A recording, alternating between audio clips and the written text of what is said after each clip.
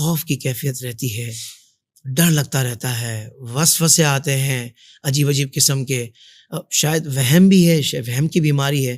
تو آخر یہ کیا کیفیت ہے؟ پہلے کچھ اس پر کلام فرمائیں، اور اس کیفیت سے نکلنے کے لیے کوئی وظیفہ ہو تو ارشاد فرمائیں. حافظ صاحب، آج کل فی زمانہ جو معاملات ہیں نا ڈر خوف کے، ایک تو ہمارے معاشرے کے کچھ ایسے حالات و واقعات ہو گئے، جیسے خدا نخواستہ کسی بہن کے ساتھ باہر نکلی اور کسی ڈکیت نے، ڈاکو نے پسٹل کے ذریعے کسی ذریعے اس کو لوٹ لیا، تو اس کے دل پر صدمہ ہو جاتا ہے. یا لوٹ مار کے ماحول میں رہنا، کے ماحول میں رہنا، یا اس طرح کی خبریں سننا.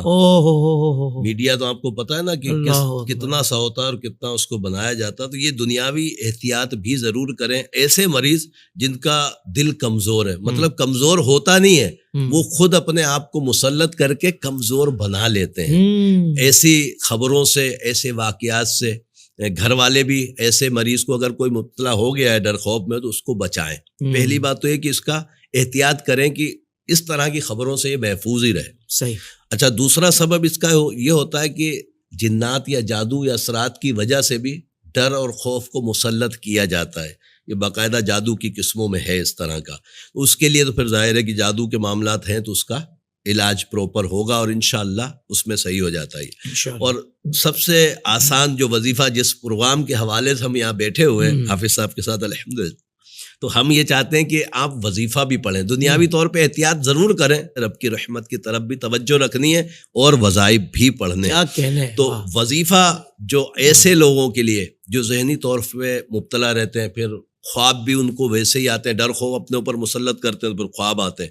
تو ایسے میرے بہن بھائی جو ڈر خوف میں مبتلا ہیں، جیسے بعض اوقات حافظ صاحب ایسا ہوتا ہے، ایسے کیس آتے ہیں کہ پیچھے کوئی خاتون یا کوئی بھائی کھڑا ہوا اور ان کی کیفیت یہ ہوتی پیچھے سے کوئی ان کو خالی ہو کر دے تو وہ گر جاتے ہیں. مطلب اس کی ایسی کیفیت ہو جاتی ہے جیسے بے ہوش ہو گئے. اس طرح کے مریض اس پوزیشن تک پہنچ جاتے ہیں.